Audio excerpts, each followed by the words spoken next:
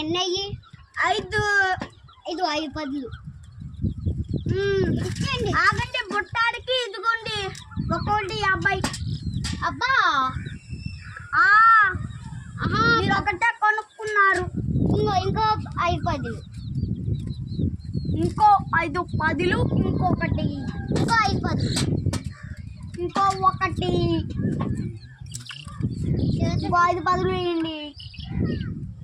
ఇంకా 2, ఇంకా 5 పదులు,